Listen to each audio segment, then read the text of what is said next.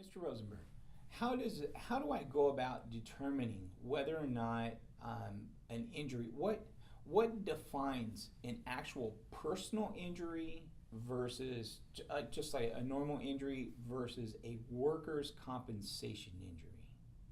Glad you asked me that question, Wes, because we hear it from our clients a lot. And actually, sometimes the answer to that question is both aspects, both workers' compensation and personal injury, exist in the same injury, in the same accident. But let's go over it quickly.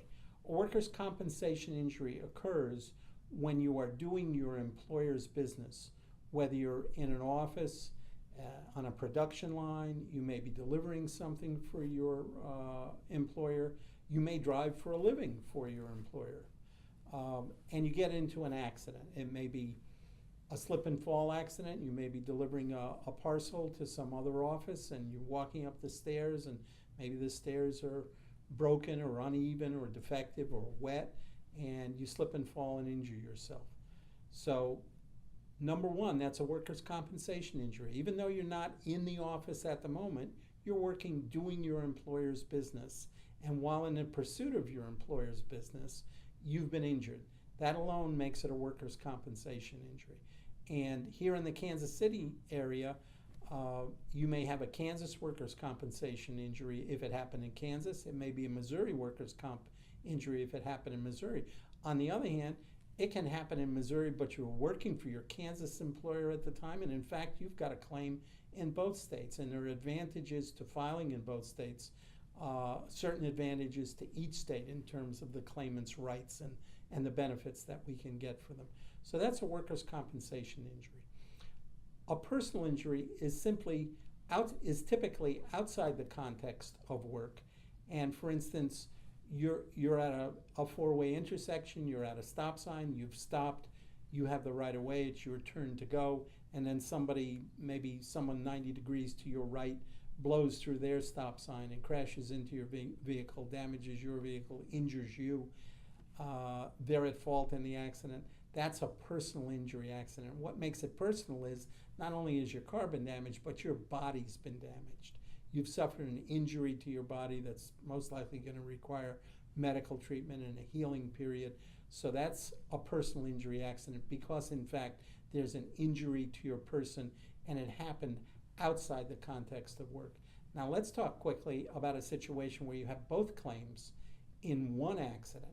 So let's suppose you're a professional driver. Maybe you're a cab driver, a shuttle driver. Maybe you're delivering a parcel for your employer. And you're in your car. Same scenario as the personal injury accident. You're stopped at a stop sign. It's your turn to go. You've got the right of way. You proceed, and somebody comes from 90 degrees opposed and blows through their stop sign and crashes into you and injures you.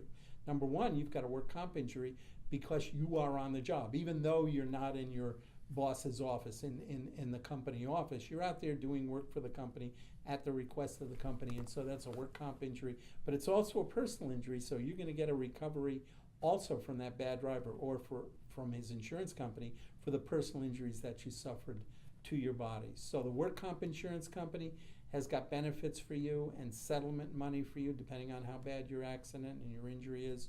And the other driver's car insurance company has also got benefits for you. So you've got a double claim there. But basically, that's the lay of the land in distinguishing between a work comp injury on the one hand, personal injury on the other, and the other situations where both claims exist within one accident.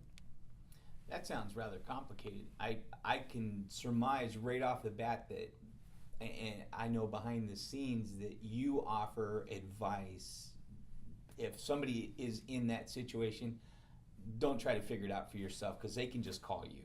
They can call us. They can call us immediately as soon as they've been in an accident or as their case develops, when they begin to get misgivings about how it's developing and they're beginning to hear language that they may not be familiar with, terms they're not familiar with, and they're getting answers from insurance companies and adjusters that seem to be putting them off and going in the direction of denying benefits that they think they should be entitled to. Yes, they should call us. We can straighten them out on a lot of that information And of course, if need be, we can become involved and represent their legal interests in these situations, because you're right, Wes, these situations can be very complex.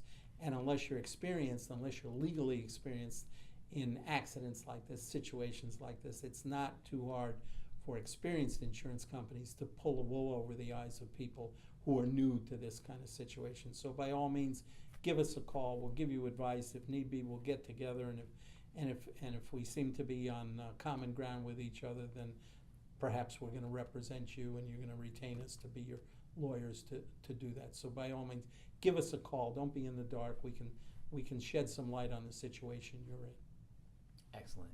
Thank you, sir. Thank you, Wes. Yes, sir. Thank you.